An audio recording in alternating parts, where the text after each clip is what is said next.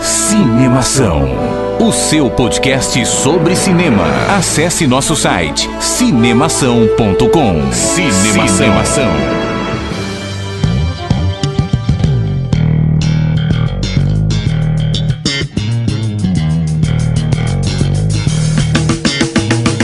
Seja bem-vindo ao podcast Cinemação número 17. Eu sou Rafael Arinelli e comigo, meus companheiros de cinemação. Fala, Daniel Cury. Grande Rafa, fala galera. Rafa, você sabe o que o cara inteligente,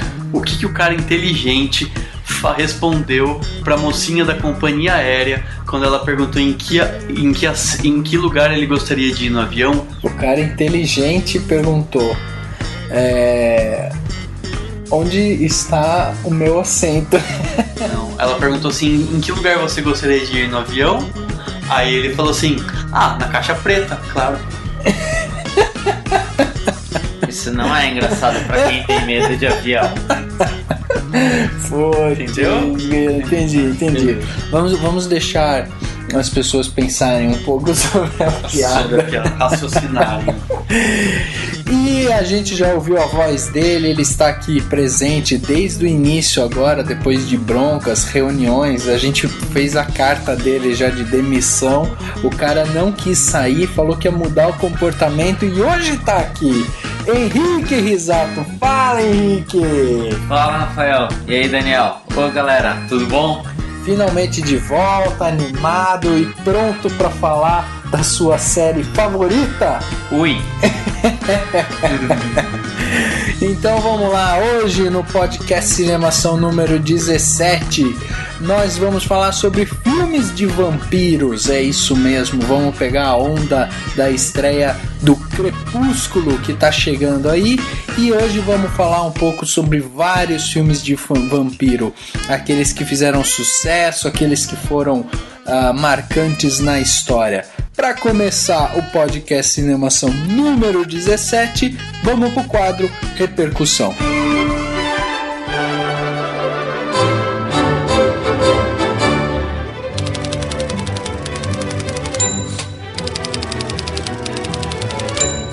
Começando mais um quadro Repercussão. Hoje a gente tem vários comentários aqui para ler. Muito comentário legal do último podcast que a gente falou sobre estreias e o Oscar, e tem um aqui que eu quero ler que eu acho que é interessante frisar aqui, que eu achei bem legal o comentário. A Manu Matos que mandou, e ela escreveu o seguinte: parabéns por mais um episódio. Argo é minha aposta para o Oscar do ano que vem. Chegaram a comparar o trabalho do Ben Affleck ao do Clint Eastwood. Isso tenho de ver. E concordo que o Hobbit será nostálgico. O Lá e de Volta Outra Vez. Nunca foi tão verdadeiro. Argo é a aposta de muita gente para ganhar o Oscar, né? Foi a minha no podcast passado. Tá registrado lá que é a sua aposta para ganhar melhor filme, hein? E se você ganhar desde o começo, sim, que a gente gravou o podcast 4 meses antes do Oscar, se você ganhar com essa antecedência, você vai ganhar a plaquinha de especialista em Oscar. Ou vidente, né? Exatamente, mas também não é nenhum azarão, né?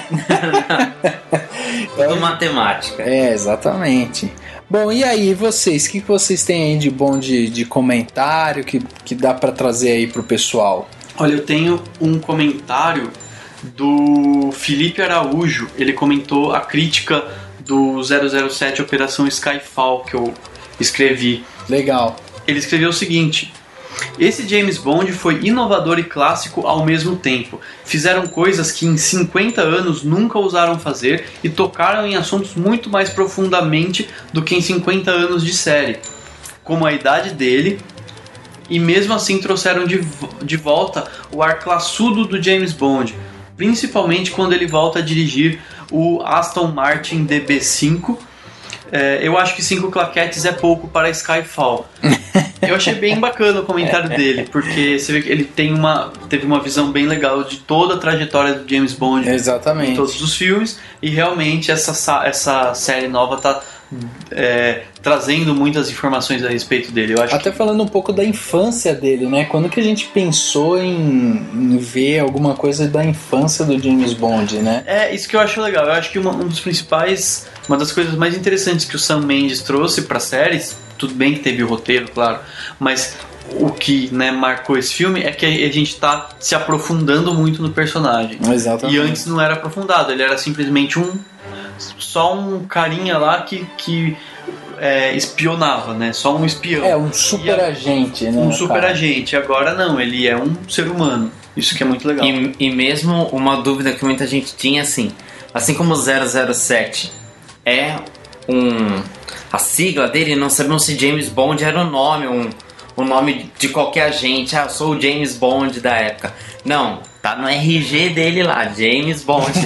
É o nome dele, da família Bond. Isso, exatamente. Provou que eu tava errado. Uma vez eu comentei, né, que a gente tava conversando a respeito disso, e eu comentei que eu achava que era como se fosse um título que sempre alguém pegava, por isso que tinha troca de atores. Entendi. E aí o Henrique comentou, não, isso aqui é um recomeço. Exatamente. Esquece os filmes anteriores, é um novo ponto de vista sobre a história e tal.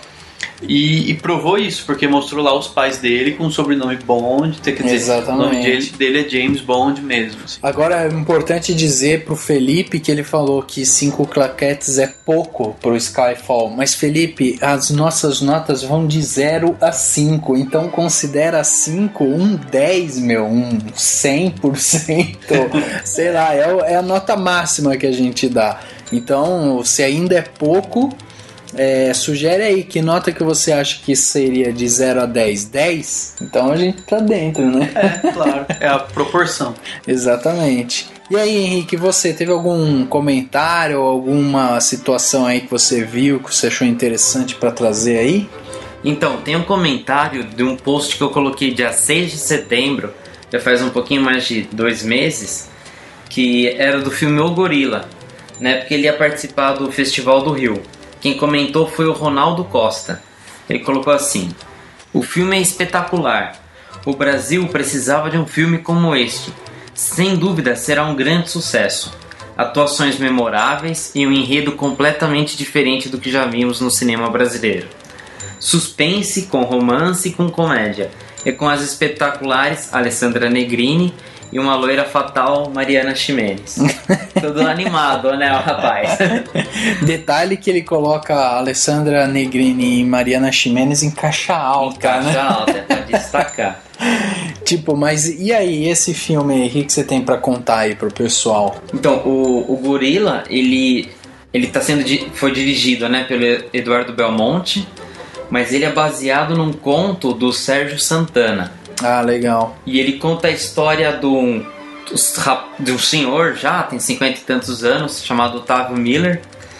E ele era radialista. E também fazia dublagens. E tem uma hora ele tem um surto e para de trabalhar. E o que ele faz? Ele não é uma pessoa muito com introspecção muito forte, ou seja, não consegue ter um bom convívio com as outras pessoas ao redor. Então ele fica na casa dele ligando, passando trotes, mas trotes românticos. Ele fica ligando pra mulheres, Entendi. Fica chavecando, aí pega aquelas mulheres bem sozinhas no mundo, que ficam apaixonadas. Ele se auto-intitula O Gorila. Entendi. Aí a grande questão do filme é que tem uma certa noite em que ele tá falando com uma pessoa e essa pessoa fala que vai se matar.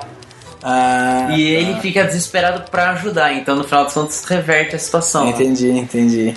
Tá muito legal, tá pra... muito legal mesmo. Temos que ver aí, a gente tá acompanhando pra ver se ele vai abrir pra salas nacionais, né? Legal, ele vai merece. ficar só na parte de festivais, que inicialmente todo filme acaba participando, mas depois abre pro público. E com certeza vale a pena conferir. 6 a.m. Christmas morning.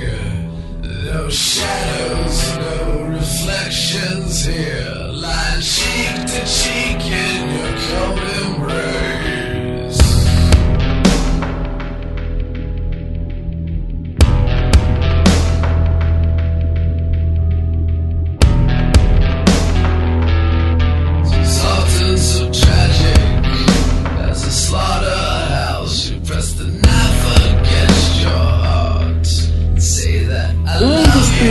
filmes que se tem notícia de vampiro ou, sei lá, homens, pessoas, seres que chupam sangue humano pra viver assim, um dos primeiros filmes que se tem notícia é o Nosferatu, filme de 22. Esse filme, ele chegou no cinema, o cinema ainda era mudo, e ele chegou no cinema contando exatamente a mesma história do Conde Drácula.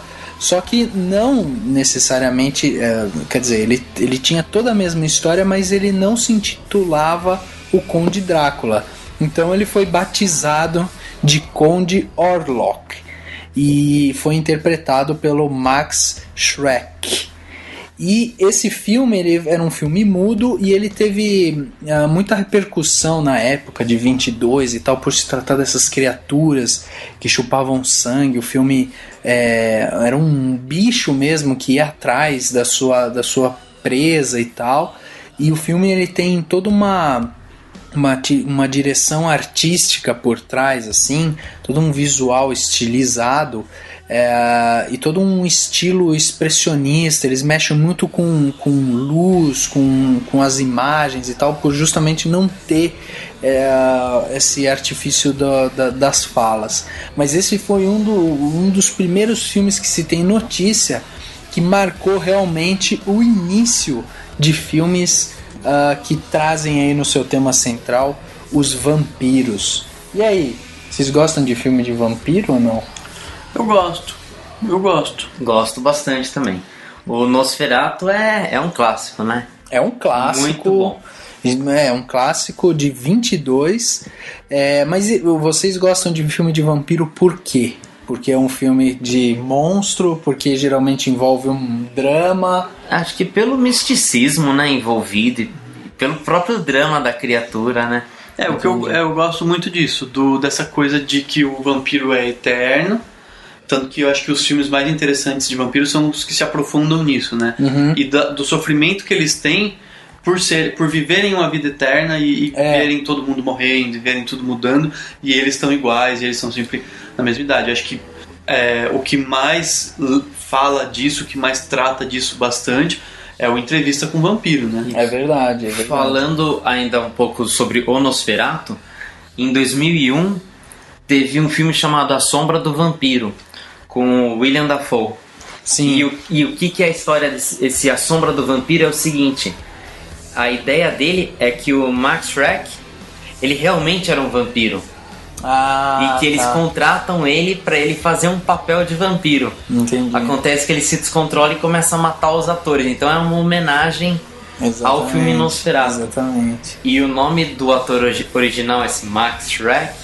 Pra quem assistiu Batman Retorno, que é aquele que tem o Pinguim, o Christopher Walken, ele fazia um vilão do Batman. Tanto é que ele que teoricamente mata a mulher gato, joga lá de cima. Sim, e o personagem se chamava Max Schreck por causa do ator que fez o Nosferatu.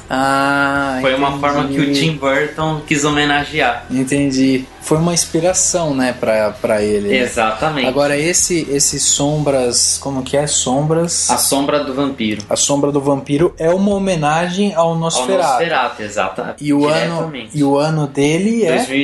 2001. Foi em 2001. Só que antes desse daí, apesar do Nosferatu ser um filme super assim, conhecido pelo público que curte essa parte de filme de vampiro, em 31 a gente teve aí, 9 anos depois, a gente teve daí sim o filme Drácula, que daí era estrelado pelo ator Bela Lugosi.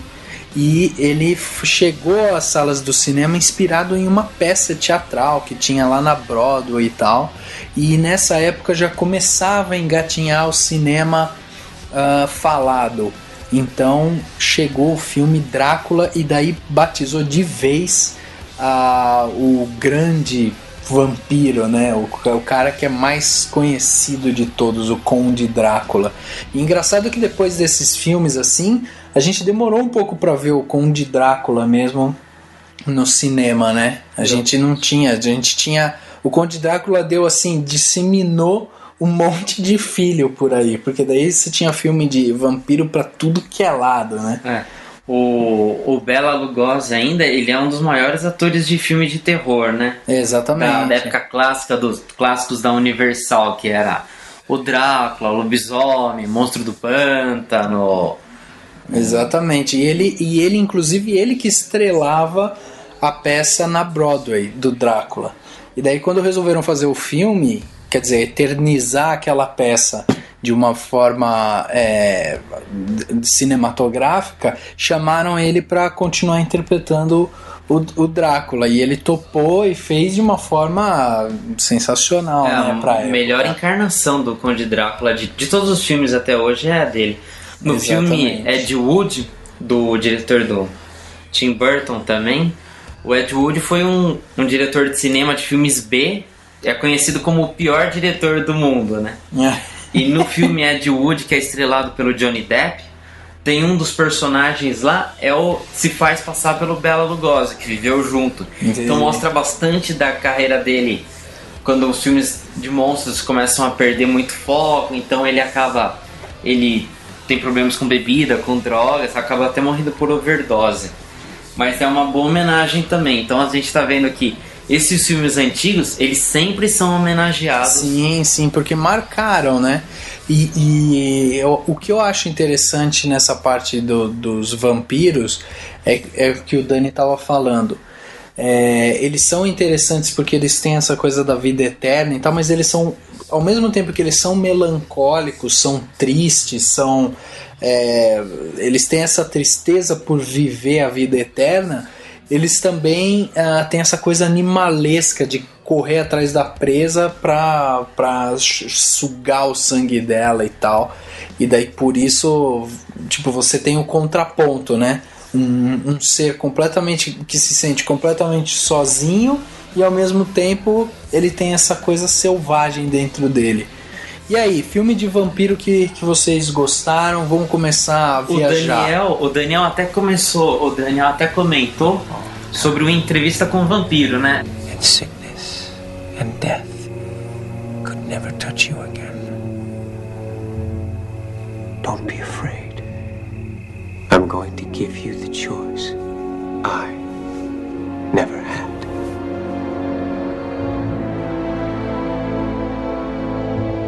Eu acho que pra mim é um dos melhores filmes, junto com outro que eu já vou falar também.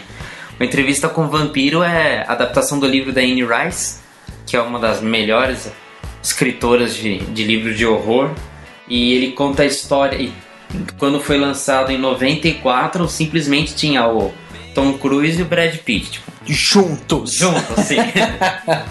Tipo, não coube no cinema tanto ego, tanta beleza.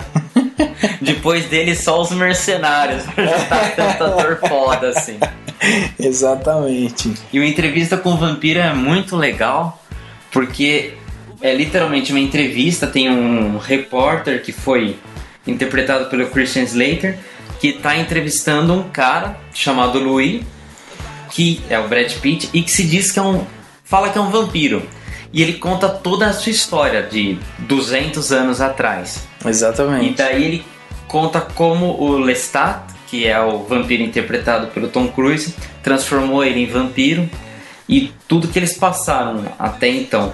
E é legal porque tem o Antônio Bandeiras também, tem a Kirsten Dunst, que é a Mary Jane, né, da trilogia antiga. Exatamente. Do Homem-Aranha. Pequena, meninona. E é muito legal porque um dos dramas dela é esse, né? Ela é mordida e ela ainda é muito nova. Exatamente. E ela não quer ser jovem pro resto da vida. Ela queria crescer, queria ficar uma mulher, e ela não vai ser, né? A personagem. Exatamente. É muito legal. Tem uma cena muito legal dela, que ela tá brigando com os dois, ela vai pro banheiro e corta todo o cabelo dela, e era enorme. Daí ela tá sendo menor, ela já começa a berrar, o cabelo dela já tinha crescido tudo de novo. Ou seja, o poder da regeneração, né? Ela tipo, ficou ali quase que amaldiçoada, né? Por virar esse personagem. E teve um outro filme da Anne Rice que também foi convertido pro cinema, que foi o Rainha dos Condenados, né? Que tem o personagem Lestat, mas dessa vez foi interpretado pelo Stuart Townsend. E não fez muito sucesso, foi um grande fracasso comparado ao Entrevista com o Vampiro, né? Que é essencial. Todo mundo sim, gosta de filme de exatamente. vampiro, tem que assistir. E você, Dani, que filme que você lembra de vampiro que pra você marcou, assim? Cara, tem um recente que eu assisti, foi em 2011, né, que ele passou no cinema, que foi o A Hora do Espanto. I hate to be the one to tell you this, but that guy, your neighbor, Jerry. yeah, he's a vampire. That is a terrible vampire name. Jerry? Ah, legal. Que é com o Colin Farrell, né, que é o vampiro da vez nesse filme. Aham. É um filme bem legal, assim, porque ele é despretensioso, né? É simplesmente um cara que tem um vizinho e descobre que o vizinho dele é um vampiro, né? E é bem legal a proposta do filme, ele explica muito bem isso, né? Porque as pessoas perto de Las Vegas e tem muita gente que mora na vizinhança que trabalha durante a noite. Então é a coisa mais normal você ter umas casas com umas janelas tapadas, porque a pessoa troca o dia pela noite, ela trabalha durante a noite nos cassinos e dorme durante o dia. Então era explicável, é muito legal isso. Porque você fala assim, eu descobri que meu vizinho é um vampiro, mas ele teria comportamentos esquisitos, né? Sim. Do tipo, só sai à noite, você fala, nossa, que vizinho esquisito. E nesse daí tipo, não. o cara pede a pizza e o cara que entrega a pizza entra dentro de casa e não sai mais. Bem isso.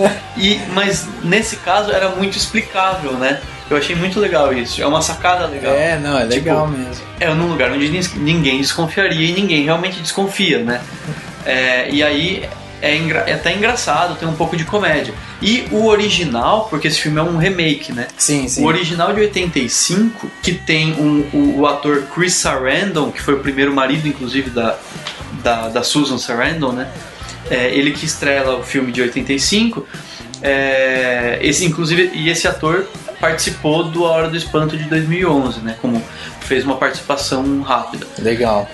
E nesse filme de 85, ele é considerado o filme que inaugurou o terrir, que é o filme de terror, mas que o objetivo é rir, ou seja, ele é engraçado, de tão absurdo que é. E é bem bacana, assim, eu gosto muito de remakes quando tem um bom tempo entre eles, da maneira como o pessoal trabalha. É legal, motiva também o pessoal a ir conhecer a primeira versão também, né? Também, E daí você começa a perceber, aquele ator que fez o papel principal, que hoje fez a ponta, você já vê o cara mais velho e tal. Pra quem já assistiu a primeira versão e gostou, é legal de rever, né? E como agora que a gente tá nessa onda agora que já foi anunciado do Star Wars e tal, que já estão falando que vão trazer de novo a Princesa Leia, o Luke, não sei o que. Então, pra quem já assistiu, é legal que você quer ver os caras de novo.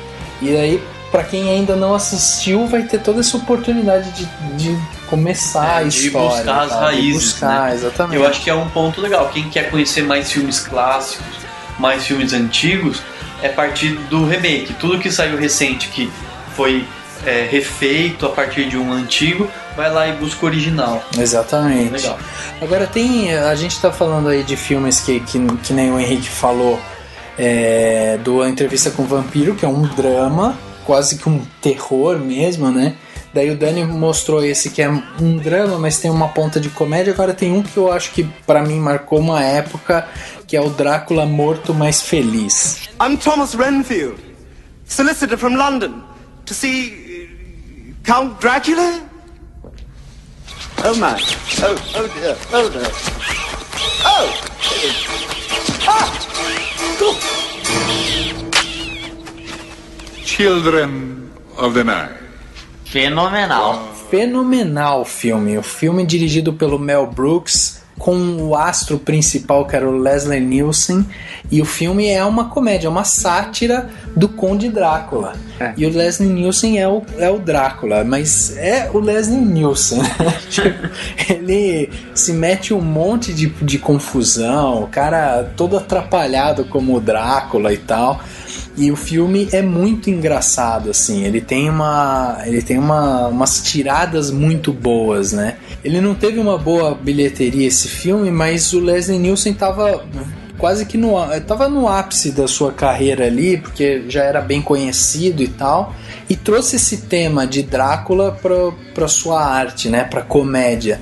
Então eu acho que foi muito válido assim e tal. E eu lembro muito desse filme, principalmente Sessão da Tarde em 95, 96 e tal, passando o filme e tal. Então eu acho que era bem legal esse filme. Eu lembro dele andando assim na mansão, no castelo, a sombra dele seguindo ele, a sombra dele começava a zoar com ele. Exatamente. E engraçado nesse filme é que ele tá à procura de uma mulher.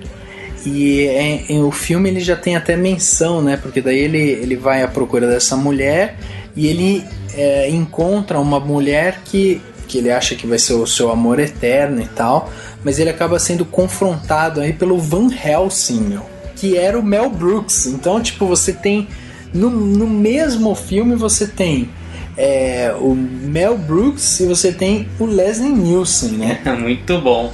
Então, e a gente tava falando de homenagens. O Drácula Morto Mas Feliz é uma homenagem direta ao Drácula de Bram Stoker. He can appear as mist, as vapor, as the fog, and he can vanish at will. Que foi... Exatamente. Que estreou 3 anos antes, né? No caso, estreou em 1992 e foi dirigido pelo Francis Ford Coppola, que é o diretor do Poderoso Chefão, né? Que por si só dá um podcast também. Exatamente. E falando no Drácula de Bram Stoker, eu até fiz a crítica desse filme que esses dias estava passando bastante na televisão. Depois do Drácula do Bela Lugosi e também do Drácula pelo Christopher Lee, é um dos maiores filmes de vampiro também sobre esse personagem Drácula. Exatamente. E esse filme ainda conta bastante a origem histórica da lenda do Drácula, né? Que seria um conquistador romeno e que acaba perdendo a sua amada. Ela acha que ele morreu na guerra, se atira da ponte e quando ele volta... Ela se atira de um penhasco, na verdade. E quando ele volta, descobre que ela se suicidou. Ele amaldiçoa todos, renega a Deus e acaba sendo amaldiçoado com o vampirismo. E é um filme muito bom que tem o Anthony Hopkins como um caçador de vampiros, caçador de monstros mesmo, né? Sim, que é o Van Helsing. O próprio Drácula é o Gary Oldman, que é muito bom. Muito bom. Tem a amada do Drácula, ela acaba reencarnando em Londres, numa moça em Londres. E pro Drácula se aproximar dela, ele finge que tá comprando alguns terrenos. Na verdade, ele compra. E por isso vai um corretor nas terras dele, né? Atravessa a Europa. E é interpretado pelo Keanu Reeves. Eu acho que é um dos primeiros filmes do Keanu Reeves. Exatamente. É outro filme, assim, obrigatório pra quem gosta de filme de vampiro. E o engraçado nesse filme é que você tem um Drácula já velho, né? Exatamente. E daí ele usa os seus poderes pra ficar com aquela aparência que a gente vê em fotos, que é aquela barbichinha, bigode preto. Sim, exatamente. Mas ele já é veiaco, já com cabelão. Exatamente. A la Cassandra do Sai de Baixo. Agora, falando de filmes assim de vampiro, a gente tem em contraponto a esses filmes que mostram a história do Drácula ou que mostra quem foi o Drácula, a gente tem os filmes em que os vampiros são como se fosse praga mesmo. E daí você tem toda aquela guerra que sempre envolve os vampiros, que é um pouco aonde está inserido o Crepúsculo, né? Essa coisa de você tem um povo de um lado, um povo de outro, e eles acabam ali se confrontando. Mas a gente já viu alguma coisa parecida em Anjos da Noite. The war itself had become more perilous. The weapons had evolved. Quando a gente tem também essa guerra entre vampiros e lobisomens, né? O filme, para quem... Muita gente já deve conhecer Anjos da Noite, né? Mas o filme é estrelado pela Kate Beckinsale e é muito, assim... É um filme de ação, já puramente teve de ação. Filmes, né? O filme já teve 4 já. A primeira versão dele foi em 2003, depois a gente teve uma versão em 2006, 2009 e 2012. Esse ano saiu mais uma versão do filme. E era justamente essa coisa da guerra, né? Da guerra entre vampiros e lobisomens. Lycans, né? Que eles falavam que é o licantropo, né? Exatamente. Agora, esse foi um dos filmes que tinha essa coisa da guerra. Agora a gente tem o Blade, por exemplo, que é um filme de um caçador de vampiros, quase que como o Van Helsing, né? A gente pode dizer que se eles se encontrassem, eles iam se dar bem, o Van Helsing e o Blade. E o Blade próprio é um meio vampiro, né? Exatamente. Nesse ambiente de Blade não existe lobisomem, né? É só a população de vampiros, só que existem níveis de vampiros. Você tem dentro da mesma... sei lá, da mesma espécie, você tem várias ramificações de vampiros. Então você tem vampiro bom, vampiro ruim, vampiro... sei lá. Teoricamente, no universo de Blade tem mutantes, tem vingadores. Exatamente. Que o Blade é um personagem, um super-herói da Marvel. Sim. Mas como o universo dele é muito diferente, pega essa coisa do misticismo, então fizeram um filme próprio pra ele, né? Uma história própria. E realmente ele é um caçador de vampiros, e ele tem os poderes de vampiros porque a mãe dele foi mordida quando estava dando à luz. Exatamente. Então ele nasceu com um pouco desse vampirismo e ele até controlava isso. E é com Wesley Snipes, né? Porrada na certa. Porrada na certa. Agora, tanto que ele é tão diferente dos outros personagens da Marvel que ele quase não é citado, né? Com o pessoal da Marvel. Acho que hoje nem tem um quadrinho específico só dele atualmente. Pois é, então. Só que esse filme Blade com Wesley Snipes, a gente já teve 3 filmes também. Foi o Blade, o Caçador de Vampiros em 98, daí a gente teve Blade 2 e depois teve o Blade Trinity. Quer dizer, Blade na veia, meu. O cara destruiu um monte de vampiros. E o Blade Trinity eu acho que é contra o Drácula, se eu não me engano.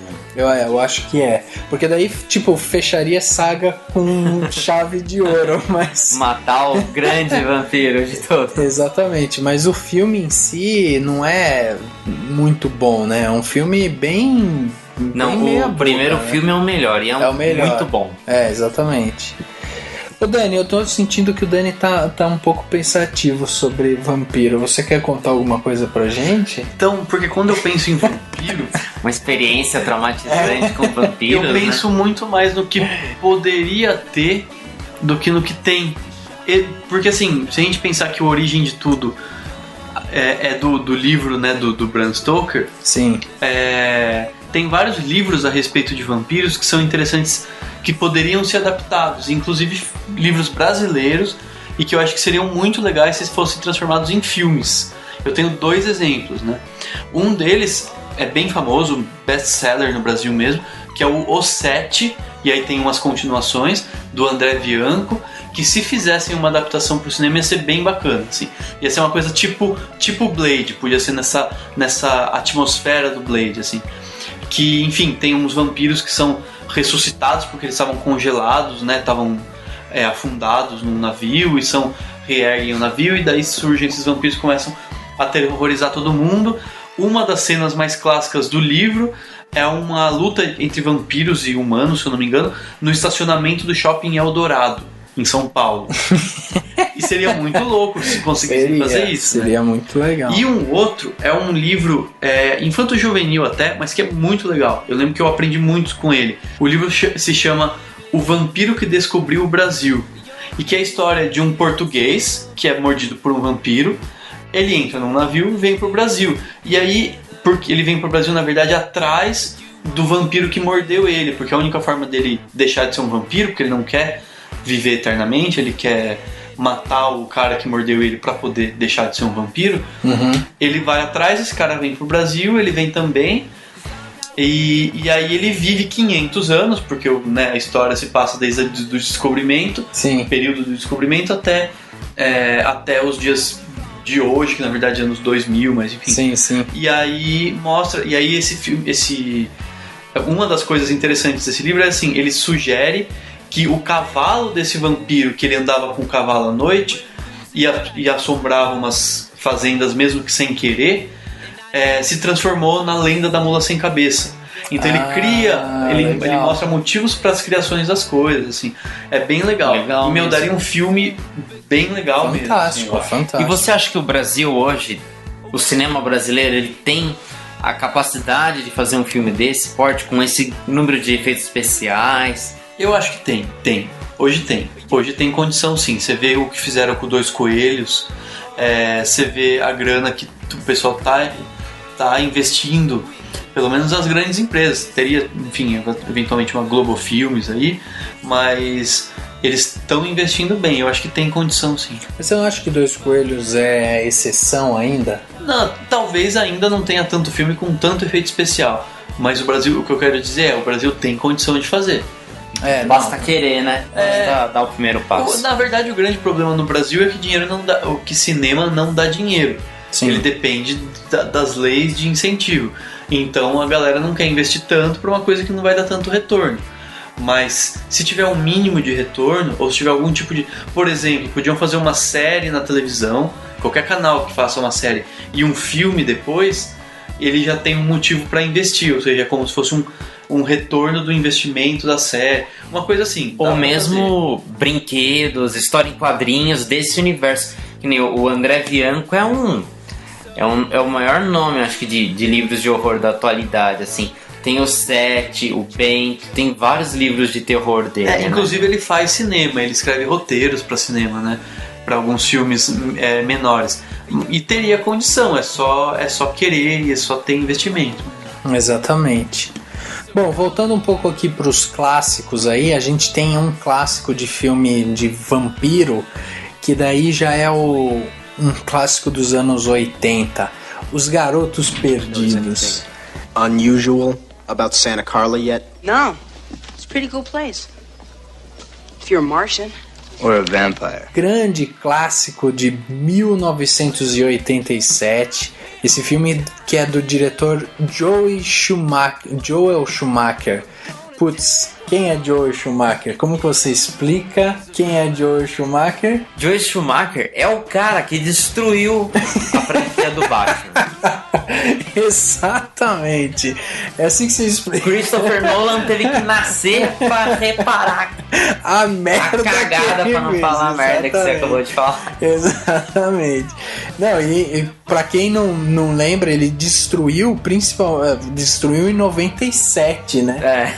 Com aquele ótimo filme Batman e Robin.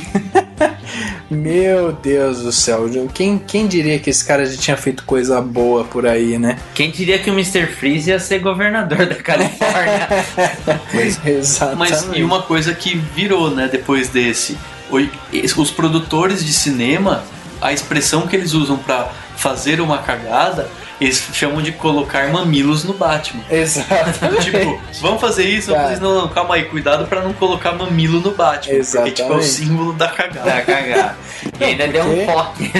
Porque o cara conseguiu realmente destruir. Agora, no filme Os Garotos Perdidos de 87, ele teve uma boa continuação. Ele já era conhecido no nosso público aqui, principalmente, pelo filme que já tinha tido sucesso, que era Um Dia de Fúria, que era estrelado pelo Michael Douglas, que estava insano no filme e tal. Agora, nesse filme dos Garotos Perdidos, ele faz um filme que conta a história de um caçula de uma família, que ele quer ajudar o irmão a não cair nas garras de uma gangue de motoqueiros vampiros. Então não bastava só ser vampiro, os caras curtiam ter uma gangue de motoqueiro. Fantástico, né? Mas o filme é bom, por mais que pareça esquisita a premissa, é muito bom esse filme. É muito bom. E é muito interessante também a transformação, porque os vampiros, eles têm quase que uma transformação de lobisomem mesmo. Eles dão uma deformada no rosto, e essa mesma maquiagem, o rosto fica meio profundo, a testa curvada, é a maquiagem que o Joss Whedon usou para os vampiros da série Buffy e para a série Angel. exatamente assim. Exatamente. E foram mais final dos anos 90, né? Mais ou menos na mesma época. Exatamente. E nos anos 90 foi um bom ano para filmes de vampiro também. Foi muito bom, porque daí em 1996 a gente tem um outro super clássico que é Um Drink no Inferno.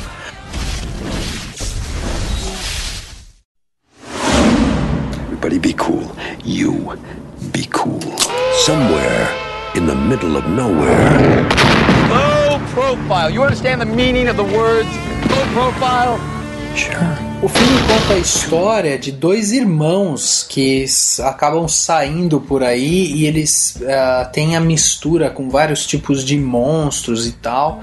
E eles, na verdade, o filme tem essa referência de Um Drink no Inferno, justamente porque eles enfrentam não só um vampiro, mas eles enfrentam vários tipos de monstros e tal. E o interessante desse filme é justamente você ver o Quentin Tarantino lá. Tipo, você consegue entender um pouco da onde veio aquela veia do Quentin Tarantino. Exatamente. De sangue voando e esse tipo de coisa. Agora, o filme, ele chegou a ser inclusive indicado ao troféu Framboesa de Ouro de pior ator. E sabe pra quem foi? George Clooney. Pro Tarantino. Ah, não acredito.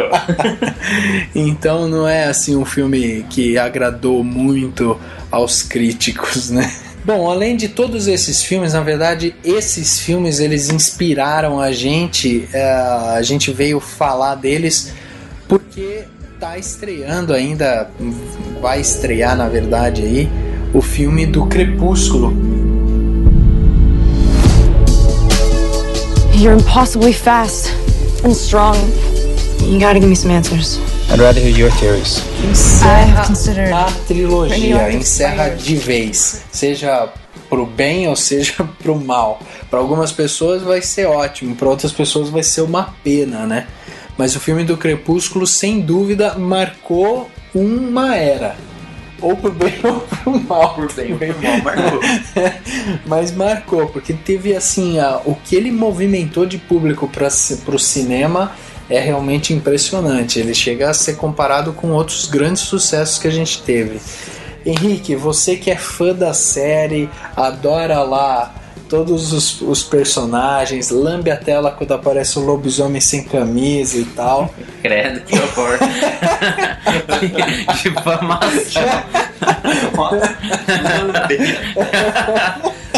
Não vou deixar mais Henrique ver filminho na minha casa. Rafael, mas tem uma notícia pior ainda pra você. O filme não é uma trilogia. Não é, né? É uma pentalogia. Exatamente. O Crepúsculo, na verdade, eles são 4 livros, né? Foram escritos pela americana Stephenie Meyer, e só que eles resolveram separar o último livro, que é o Amanhecer, em parte 1 e 2. Exatamente. Então, o filme é um filme bastante controverso, porque tanto assim, eles pegaram algumas coisas clássicas de vampiros e alteraram. Na verdade, quem fez isso foi a autora, né? Eu acho que pela religião dela e pela cabeça dela, prega a virgindade entre os jovens, a pureza. Então, por exemplo, o vampiro, ele sai no sol, ele não pega fogo ou morre. E que era o maior charme deles, eram criaturas noturnas. Não, lá a pele dele brilha como se fosse diamante. E só quando tá muito sol. Porque quando tá nublado, eles não brilham, né?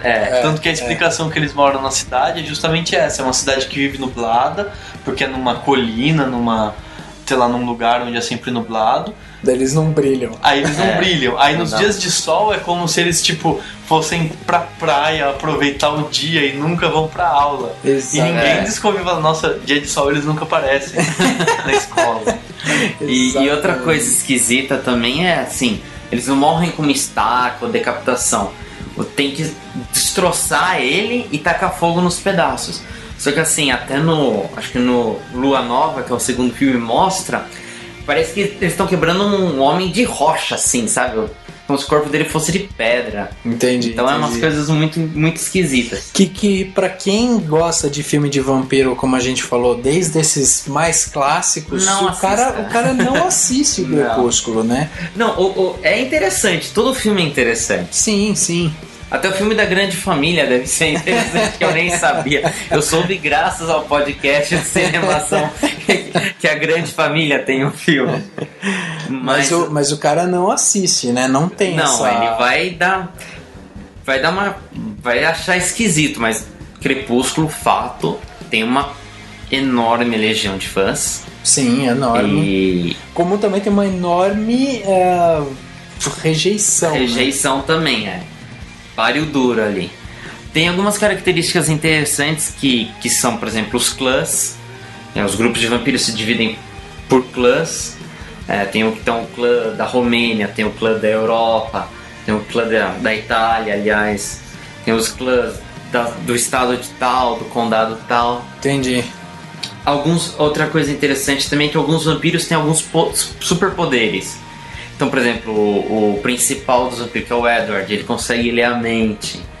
A Alice, ela consegue prever o futuro próximo.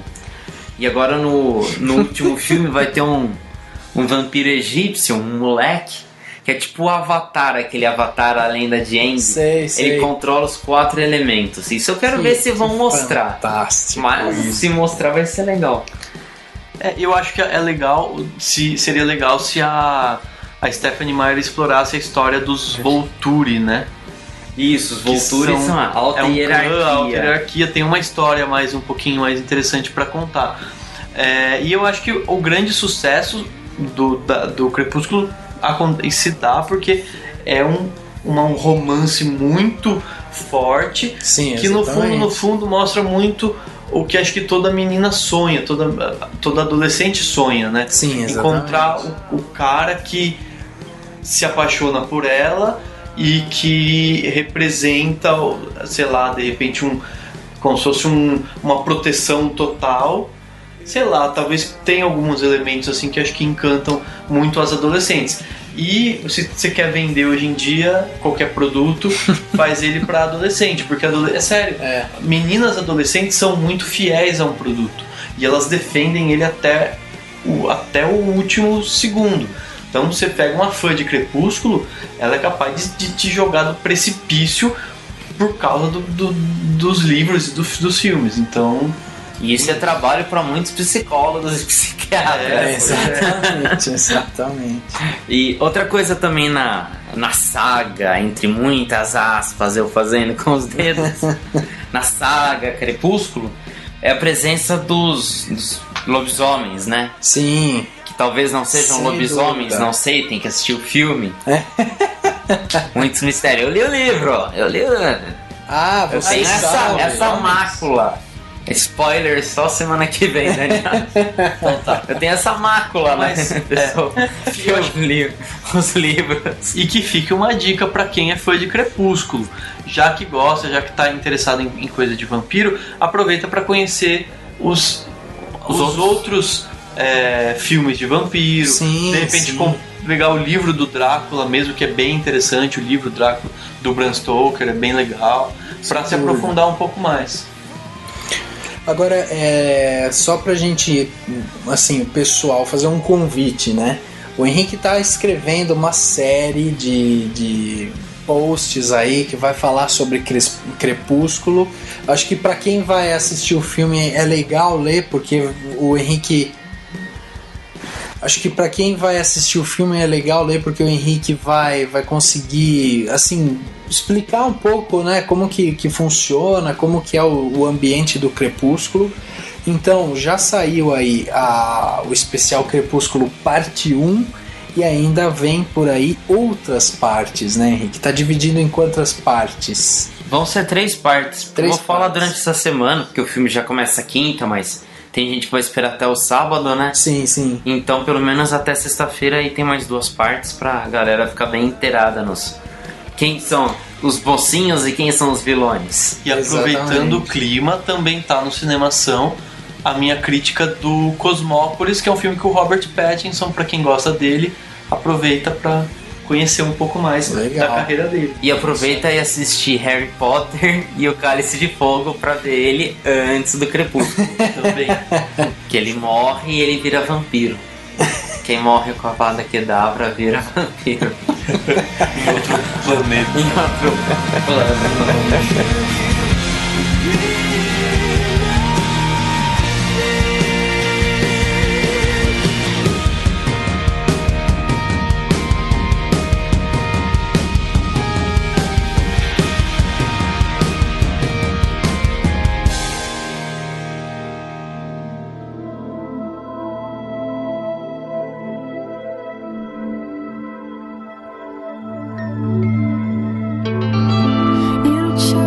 By the face, talks about the people gone wrong. I'm child.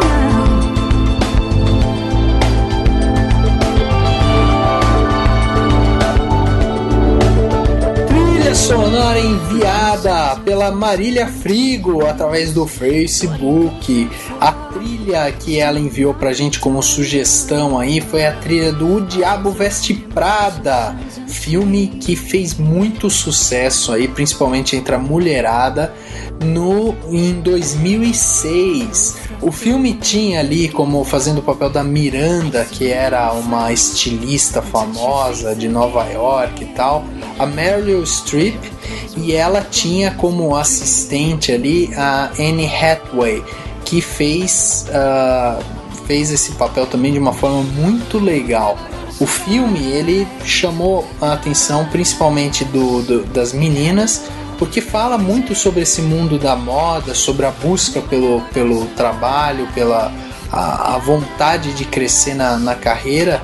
E dizem que, quer dizer, eu conversando aí com um pessoal que trabalha com moda, essa Miranda, que é a Miranda Priestley, ela existe mesmo, essa mulher, e é desse jeito que a Meryl Streep colocou lá. É uma mulher manipuladora, ranzinza, brava, odeia os seres humanos e, sei lá, ela é um vampiro urgente. E quer capturar os 101 dálmatas. E veste um sapato prado. Veste. Mas é muito legal o filme. Ele teve uma arrecadação legal. No Brasil, por exemplo, levou aí pros cinemas 1.300.000 pessoas. Então dá pra ver que é um filme que realmente chamou a atenção aí do pessoal. E é muito bom. Não é um filme de menininha, assim, de que você vai lá e você vai aprender sobre moda e marquinhas de roupa e tal. Não é isso. É divertido, mesmo. É um filme divertido que inclusive faz até uma certa crítica a essa coisa do workaholic, assim, né? Tipo, os viciados em trabalho, gente que larga tudo pra ficar lá trabalhando. A mercê do chefe, né? Exatamente. E a Anne Hathaway, ela faz esse papel e eu acho que foi um dos papéis que também, assim, destacou ela, né, pra Hollywood, assim. 2006, a gente tá falando de 6 anos atrás, né? Antes acho que ela tinha feito o Diário da Princesa, né? Então ela fez uns filmes mais secundários, assim, né? E daí, nesse filme, ela se destacou bem também.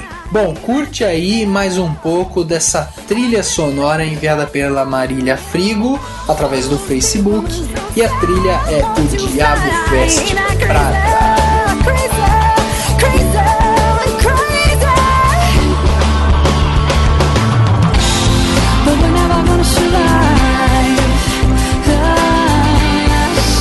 We get a little crazy. No, we're never gonna survive. We are a little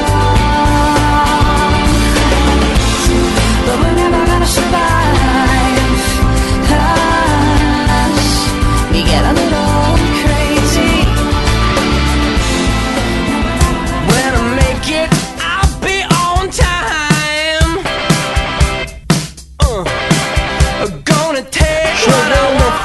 mais um podcast. Agora o podcast Cinemação número 17. Sempre com muito pesar que chegamos a essa hora, mas temos que chegar porque não dá pra ficar aqui falando pra sempre pra vocês, mas vocês podem voltar e dar o play, escutar tudo de novo desde o comecinho. Para finalizar o podcast Cinemação número 17, estamos aqui com o nosso frasista especial, o Henrique, que veio trazer uma frase que para emocionar, tocar os corações das pessoas, não é isso, Henrique? Isso, dessa vez é uma frase, que no podcast passado foi um texto, né? Um texto, 4 horas de texto e tal. A gente já tava até pensando em trazer o Cid Moreira pra ler aquela coisa gigante e tal. Não, dessa vez é uma frase crepusculenta. Nossa, então vai ser pra detonar agora. Então, Henrique, fala aí pra gente qual que é a frase da semana.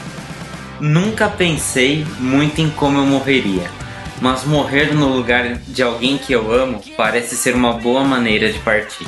Nossa, rachou o coração. Você viu só? Quem que falou essa frase? Essa frase só pode ser da personagem principal da história, que é obcecada, surtos psicóticos pelo seu amado Edward Bella Swan, do Crepúsculo, da saga, aspas entre os dedos, saga Crepúsculo. Se você lê essa frase sozinha, sem saber o contexto, ela é bonita, mas se você souber por quem ela é dita, você se preocupa, tipo, puta merda, até onde essa menina vai, cara? Tipo, louca, pirou. Sim, se você lê o livro e você não for uma menina de 14 anos, ao ler o livro, tem partes muito interessantes. Aliás, o melhor dos 4 livros é o Jacob, que é o lobisomem. Legal. É o personagem mais legal. Que é o que você lambe até... que é essa sua mania esquisita de revelar online. Mas o Jacob é o personagem mais legal. Os outros personagens são mais legais que os personagens principais, né? Entendi. E a Bella tem algumas sacadas legais, principalmente no Amanhecer e no Lua Nova. São os 2 melhores livros, o segundo e o quarto. Mas nossa, no primeiro, a hora que ela se apaixona, ela se apaixona não é assim de um jeito normal, é tipo, dá medo. Obsessão, né?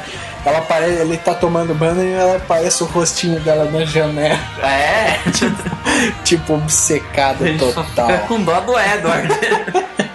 Henrique, fala mais uma vez aí a frase pra marcar aí pras pessoas que estão indo no cinema assistir O Crepúsculo, o último filme de todos. Qual é a frase, Henrique? Nunca pensei muito em como eu morreria, mas morrer no lugar de alguém que eu amo parece ser uma boa maneira de partir. Nossa, muito boa essa. Chegando ao final de mais um podcast Cinemação número 17. Dani, mais uma vez obrigado pela presença. Muito obrigado, eu que agradeço. Valeu. Valeu, Henrique. Obrigado pela presença aqui pessoalmente de novo. Agora vamos ver se você mantém o ritmo aí, hein? Vamos ver o que acontece. Obrigado, Rafa. Obrigado, Daniel. Galera, valeu pela companhia mais uma vez aí. Show de bola! O podcast Cinemação vai ficando por aqui. Até a próxima! Yaha!